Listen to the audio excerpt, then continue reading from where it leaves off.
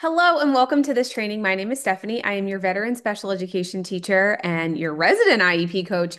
And today I want to share with you if you've ever thought, I don't know how to use this data sheet. I love how this data sheet works, but I don't know what it would look like if I used it. How do you fill it in? What goals can I use it for? I'm going to answer all of those questions for you today about all of the IEP data, notepads, and sticky notes in our shop at Mrs. D's Corner. So let's take a look. All right, the first one up is this IEP goal progress monitoring. This is one of our newer data pads, data sheets. And so what you'll see here is there's multiple different ways that you can use each of these. So I'm trying to showcase that for you here. So this is one way to use it if you wanted to track multiple students' IEP goals at once.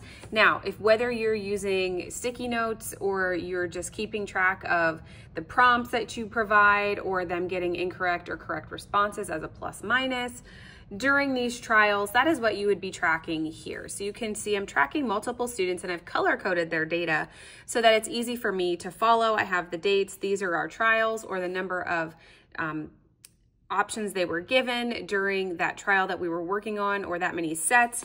And then you can see here in this set of data, this would be where if I wanted to track goals for one specific student, in this case, I'm tracking Crew's IEP goal progress monitoring for his IEP goals. I've color coded them here. So it would be easy for me to just write a number. So you can see I wrote 1, 2, 3, 4, 5, 6 to his 6 IEP goals. And I could easily just put 1 here and highlight it pink so that I knew, similar to this one, that that was what we were tracking was this specific goal. Now, I could put his due date up here. You could also do the same thing here or put their goals on the back or just have a running data sheet. I like this one as well because again, you can track just one student's IEP goals at the same time. So if you have to pull data, you don't have to black out or cross off or hide any other student's data. It's all just here. So you would do the same thing. You would put the date at the top and then these are your data points that you would have in these 5 boxes.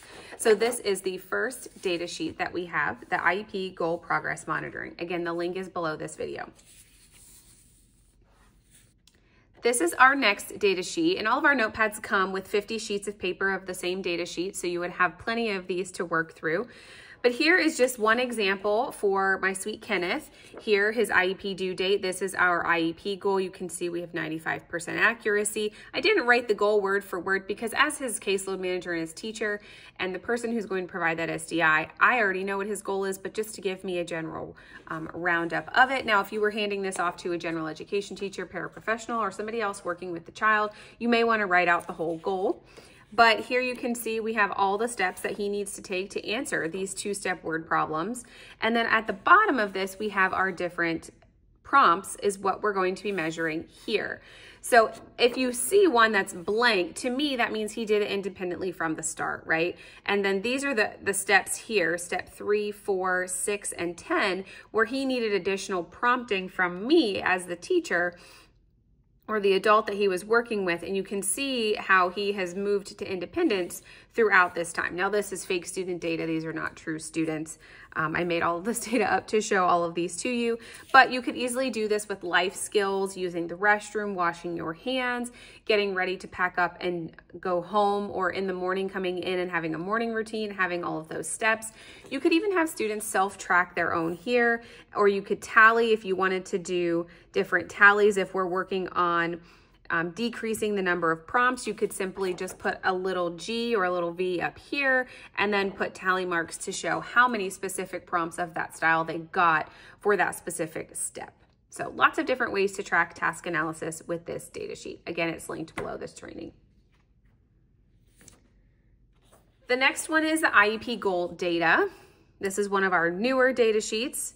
This is truly for one student at a time. And so you can see that this fictitious student has 6 different IEP goals, and you can use these boxes different ways. Now, I'm tracking for the second marking period, where you can see his IEP is going to be due during this marking period. So you see I've gone through and kind of already looked at the data and given next steps as my proposed goals for the next IEP.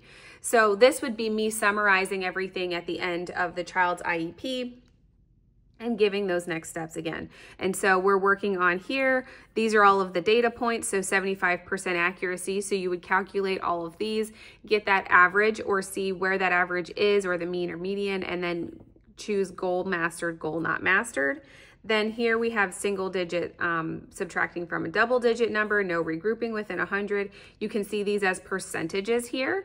So you can see I've taken data in multiple different ways. I have a fraction version, I have the actual percentage here. You can see that we're gonna be working on 2-digit and 2-digit with regrouping.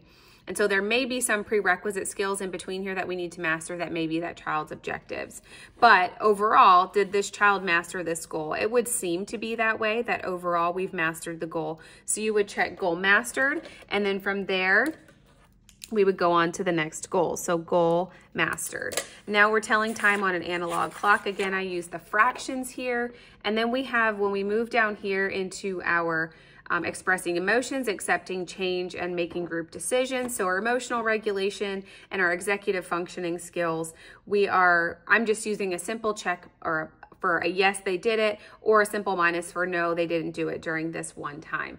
Now you would have to have the activities to line up with these data points, so the work samples, have copies of them, or know exactly where these data points came from to be able to say, they got an 88 on this. So, okay, so maybe I filled in all of these data points, but I have to be able to showcase these data points and what exactly we were working on. So you may have this at the front of a work sample page. You may have this attached to your lesson plan somehow.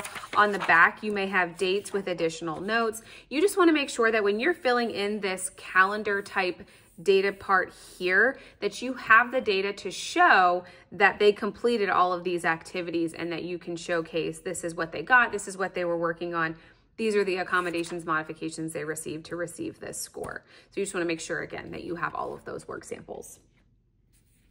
The next one is our top favorite and top best selling within our shop, and that is our IEP goal monitoring. And there's multiple different ways to use this data sheet. This is our OG. There's, again, multiple different ways to use this. So essentially what you're going to do is you're going to use this key as needed. You're going to write what number goal is this in the IEP. So if they have 5 IEP goals, you're working on goal number 3, you would write goal 3, write out the goal and write the criteria. Then you have trials here. So these would be your dates down here. And I'll show you here what that looks like. And then what the activity is going to be on days or specific lessons. And then you're going to pull the average and you're going to have all of your data points. So what does that look like as you're utilizing this data sheet? So it might look like this, where we have, this is weekly data or daily data, right? So we can take data from each day, as you see here. And these are the different trials. So ELA goal, and we worked on ELA for these 3 trials. Then we have math, science, social studies, maybe we have IEP time. And so you can see that we have percentages here. You can also do this for the week. You can also do this for the month. And so you can pull different data points throughout here to fill in. And this is what it might look like once you're finished filling it in. You're gonna have IEP time, math time, IEP tablet, recess, lunch, inclusion. So you have the number goal that it is in the IEP, because you typically are gonna see those all in the same order, right? Then you have what the goal is, the accuracy, you have your key up here. You can see we didn't utilize the key for this, but we are using data for over 2 weeks. You can see the activity that we were working on. Again, you're going to want to have the work sample to line up with this, whether you have a picture of it or you have the actual work sample physically kept with you. You just want to make sure that you can prove that these are data points and that you didn't just make them up. And then at the end of this, you can say, here's what their final percentage was, and then use that for their progress reports and making data-driven decisions at the IEP table. The next one we have is the IEP goal progress. What I love about this one is there's, again, multiple different ways to use it. You can see we utilize this one in a type of a scatter plot type of way, where we charted off where the students started, where they are expected to be by the end of the annual IEP, and drew that line, and then we charted the data around it. You can also then chart their goals with supports and without supports. So you can see there's 2 different lines here, and maybe we're tracking 2 different goals, and so we have 2 different colors, but this here is showing with supports, without supports, how's that child doing. And this one you can see here, we are tracking 2 different goals, because 1 or 2 different skills, so maybe objectives, on the same goal progress sheet. We have 1, 1, so here we're tracking the story read to the student. they want to be at 85% accuracy. And then on their independent level, we're working towards 62% accuracy. And you can see this is where we currently are. So the notes section is a great place down here. As you can see here, you can color code with supports and without supports, but you can see we have our baseline data supports written here, so we know what we used with it. And we wrote out what that goal is here, when the due date is, and who that student is. This is one of my favorites.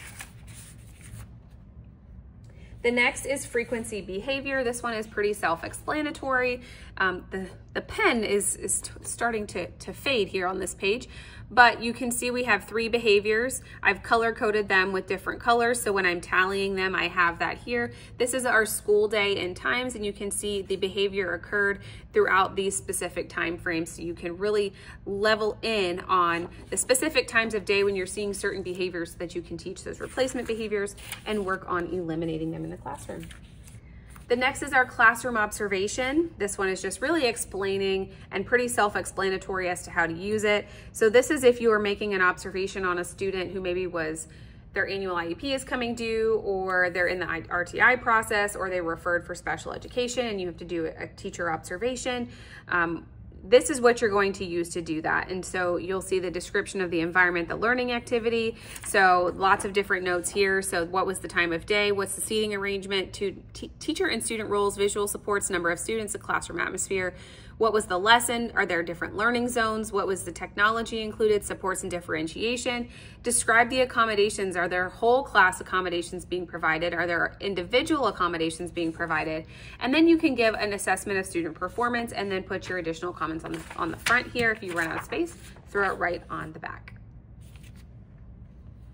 The next one is tracking accommodations, which is something that we should be doing to see if a student is actually using supports and if they are helpful or not. So you can see here, we have the most frequently used, the top 12 most frequently used accommodations across all student IEPs that we see. The majority of your students are probably going to have one or more of these, and that's not to say that they're not going to look different for each of your students, but for the general sake, most of your students are going to have one or more of these accommodations, right? And so here's what the lesson is: Very Hungry Caterpillar, read the book, life cycle craftivity, and a writing prompt. What accommodations did they use? So you would just circle which accommodations they used, and then you put the date and time, and you would put your initials. This one's pretty self-explanatory. This is great data to have, and your general education teachers, specialists, and everybody else can help you with this as well. Another one that's going to help you as you are managing the students in your classroom is the IEP goal mastery. And so I have 2 options here where you can see that I've outlined them. I didn't fill in the data for this one, but I did the top a little different. You can see I have the goal here on each one. What is the SDI for each of these goals, which is really important. So direct instruction, direct instruction, direct instruction. So we're going to do direct instruction on task chunking, visual supports, explicit instruction on time management, and then additional supports that we have here. But I have them labeled here, 1, 2, 3, 4. I don't have them labeled that on the first sheet. So you can label your supports so that when you are filling in your data sheet, you can use the support key at the bottom here, or you can label your supports here and number them throughout your supports. So you can see on this data sheet that we had some projects due, we had a flow chart that we created, and we're really just tracking the mastery of this skill, which is given a long-term assignment. We're going to break it into milestones. And so you can check off mastery along the way as they are completing the activity. And then, or if you're just doing it on this, you can create mastery and show mastery yes, mastery no. So if it's maybe complete this with 75% accuracy in 3 of 4 trials, you can look and see if they've gotten it within 3 to 4 trials. Are they able to do that? It's also easy to show that they have mastery. You can highlight it here and put your supports here. And then if it's independently completed, you can check the box there. This next data sheet is really helpful for you in getting your service minutes, making sure that those are all tracked and all your students are getting the appropriate service minutes.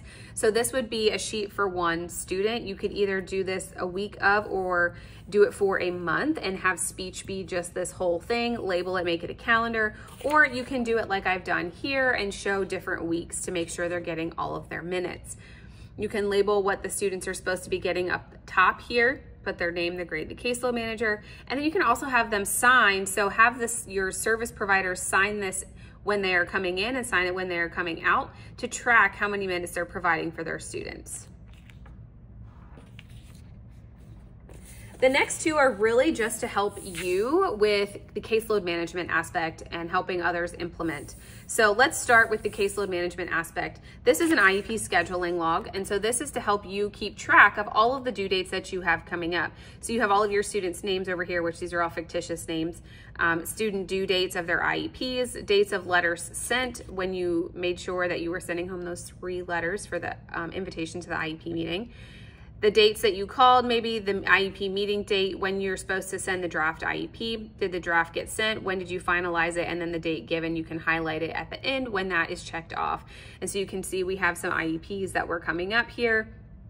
If it were at the end of January, so I'm working on these. And it's just to help me keep track of all of the data and due dates and all of the things that come with IEP caseload management. Now this one is more for, you can use this for you. You can also use this for other service providers that work with your students. So we have IEP goals at a glance. And this is kind of like an IEP at a glance, but specifically for IEP goals. And so you can list your area of need. You're gonna list out the IEP goal or objective. You could also put the goal and then put the objectives underneath of it. And then what are the services and supports, the modifications that'll link or line up directly to this specific IEP goal and area of need. This is very, very helpful for our general education teachers in providing this information to them in a very easy to digest and simple way to look at it so they can best support our students in the classroom while they also support the general education students too. We also have a plethora of different data sticky notes at the intentional IEP as digitals. You can print them out yourself, or you can purchase these ones that are already done for you in the Mrs. D's Corner shop. They're all linked below this training as well. So this one is going to be directly used like the IEP goal progress. You can chart the progress here. Here you have your antecedent, behavior, and consequence, so your ABC data for behaviors. This one is the IEP goal progress monitoring. You're going to use it exactly like that data sheet we went over. Same one here for IEP goal monitoring. You'll use this exactly like the data sheet we went over. Then you also have reminders, which I like to use for lots of different things. Sending in clothing, we need book club money. Don't forget to, we have the field trip coming up, or we need more lunch money, or send more medicine for the nurse. Lots of different ways that you could use this. Or reminder, don't forget the IEP meeting is coming up. There's also this one, an upcoming IEP meeting. I like to stick this inside of student agendas and or student behavior communication notebooks that go from home to school and school to home. So this is an easy reminder. This is also an easy reminder to put in any of those places. You can just circle what the student needs and put this in their agenda or communication notebook between home and school and let the parent know to send these things in. These 3 here are for you. This is going to be your to-do list. If you like to check things off like me, you're gonna wanna use this one. This is for, let's just say you have a pile of papers like this here, and you would take this sticky note and you would say, okay, what am I supposed to be doing with this pile of papers here so that you don't forget? If you're anything like me, if I didn't write it down, it's not gonna happen. So I need to take these, I need to file these away, and I also need to enter them into the data sheets, right? Or maybe it's into data forms or the spreadsheet. So now I know all of these data sheets are ready to be filed, right? And so that is what you're going to use this orange sticky note for. The next 3x3 sticky note is the IEP meeting checklist. This is for you to keep track of all of the things that come due before an annual IEP, so you can check them off. Then you have these 3 smaller ones. These 2 are actually versions of the rubber stamps that we have in our shop as well, which I will also link, but you can use them in the sticky note version if you would prefer this. But then there's also My Day at School. You can easily add this into an agenda or into a communication notebook, again, between home and school, to let a little note from the teacher, and you would just fill in, how was the child's day? Stephanie had a great day at school today. So you just put like, great job. And you would write it a lot neater than that, but for the sake of this video, we're gonna scribble it in. And so that's what you would use this for, and it's sticky. You can put it in their notebooks. So lots of different options for data notepads, data sticky notes. We have all of the things. Again, they are all linked below this training so that you have easy access to them. Thank you so much for being here to learn more about all of the data sticky notes and data notepads that we have in our shop at Mrs. D's Corner. They are also available in a digital format in our Mrs. D's Corner shop. So I have linked all of the things below this training video and as products on this training video so that you can easily access them. If you have additional questions at any time or want me to look at how you're using one, or you have an IEP goal and you're not sure how to measure the data on it or show that on a data sheet, please reach out. I'm always here to help you. Stephanie at mrsdscorner.com or support at theintentionaliep.com. I'm always here to help. Before you go, don't forget to hit subscribe here on the YouTube channel so that you never miss any of our videos about anything IEP related or special education classroom teaching, management, all of the good things that come from being a special education teacher. Again, thank you so much for being here for this quick training, and I will see you in the next training.